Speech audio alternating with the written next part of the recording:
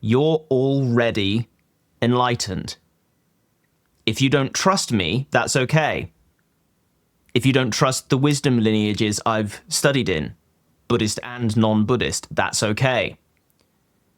If you don't trust my 30,000 hours of practice, that's okay, because in the end, you must test and verify what I'm about to say for yourself.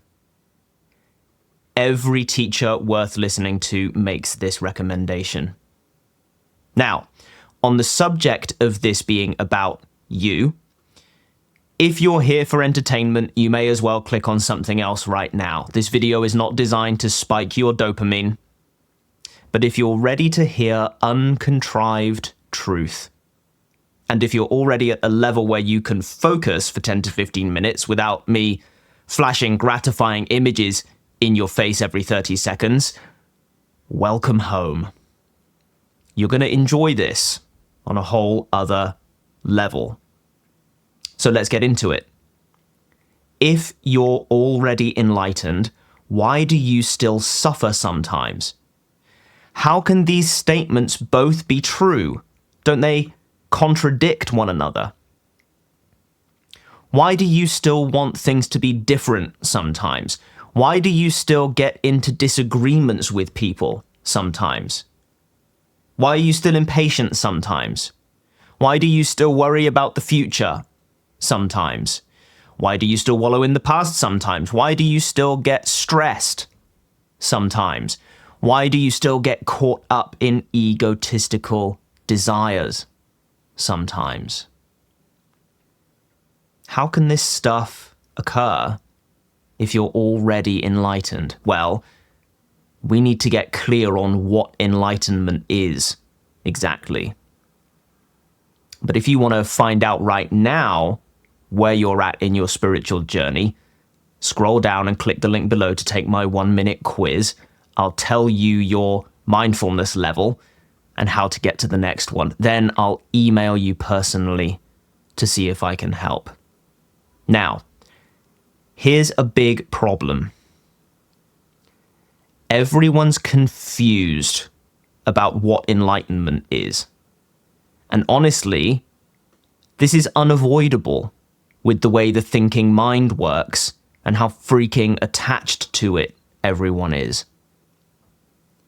Even the Buddha, arguably the greatest teacher who ever lived, the greatest teacher of anything ever, was reluctant to teach what he realized when he sat under that famous Bodhi tree on the night of his awakening, because he thought it would tire him out when people inevitably struggled to hear it. That's the one guy everyone agrees was fully enlightened, saying he didn't have the energy for this task. Oh dear. But since you're here, you just might be ready to hear it. You just might be one of the few with little dirt in their eyes that the Buddha decided to try to reach. Most people have clicked off this teaching already. Hell, social media algorithms don't show this stuff to 99.99999% of people on the platform to begin with. So if what I'm saying here is speaking to you, stay with me. Now, imagine you're looking out your bedroom window, but the world outside is blurry. So you decide you need to clean the window. You grab your detergent and your microfiber cloth, you spray, and you get to scrubbing. But no matter how much detergent you use, no matter how hard you scrub, the image outside doesn't get any clearer.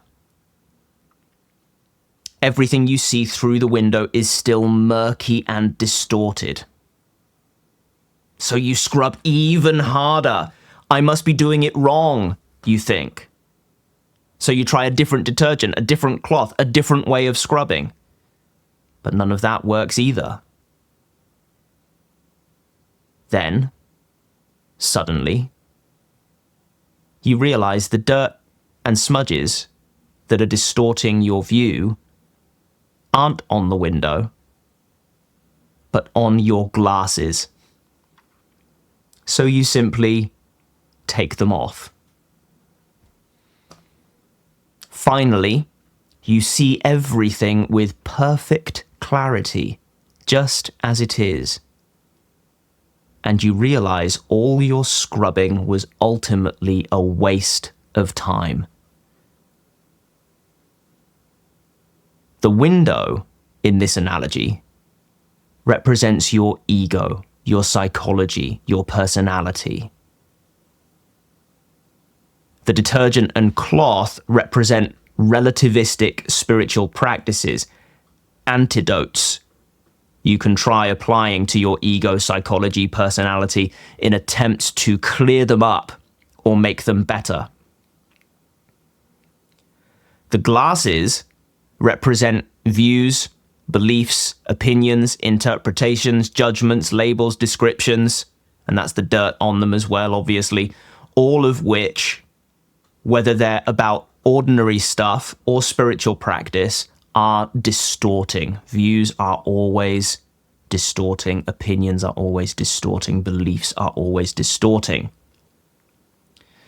The removal of the glasses represents the subtractive process that finally brings about awakening.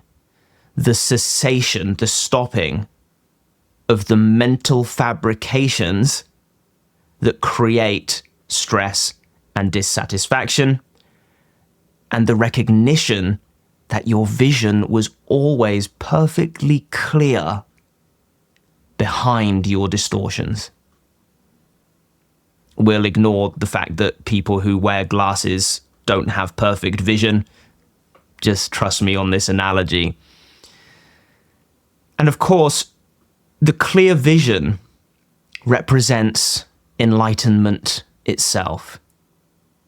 The pristine, uncontrived, unblemished, aware, pure space that is your fundamental nature.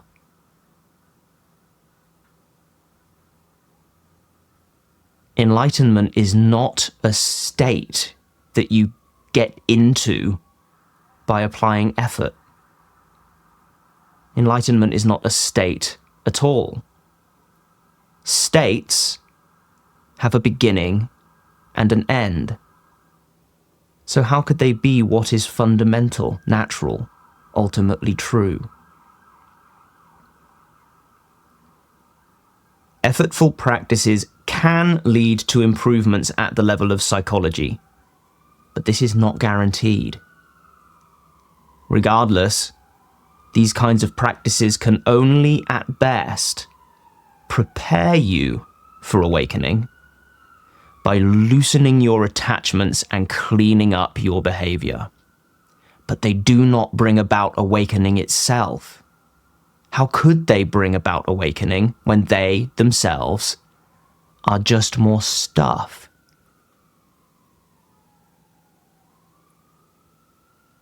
If something comes and goes, it is not enlightenment.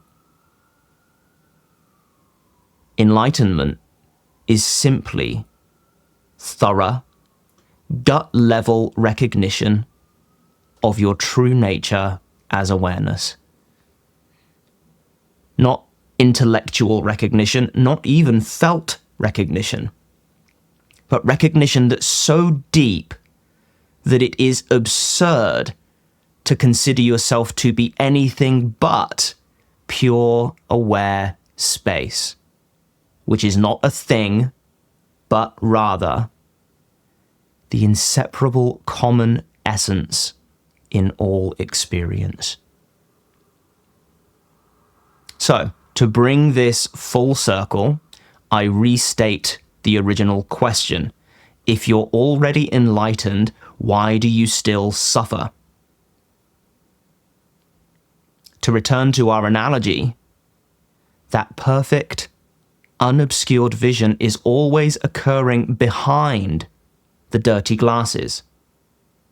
The glasses may be smudged with interpretations, judgments, biases, leading to anxiety, doubt, desire, etc. But here's the thing. Your view of those things is always perfectly clear.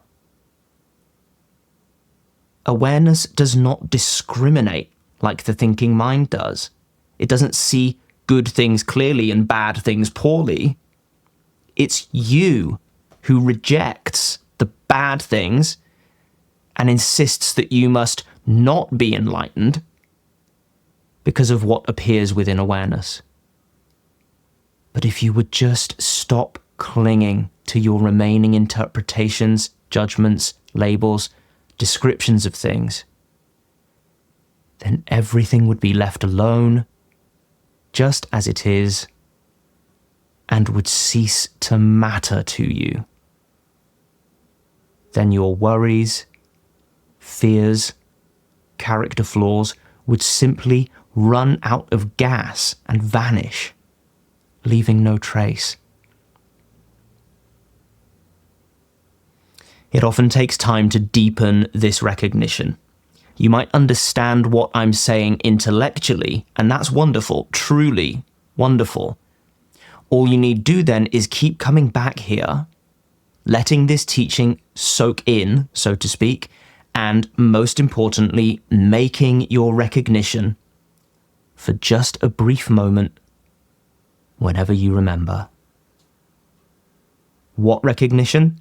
The recognition of always clear awareness, the ultimate vantage point that naturally perceives everything without bias, that accepts everything just as it is, that is your fundamental nature as the space in which all experience comes and goes, never affected by it, never harmed by it, and thus the natural mode of effortless well-being.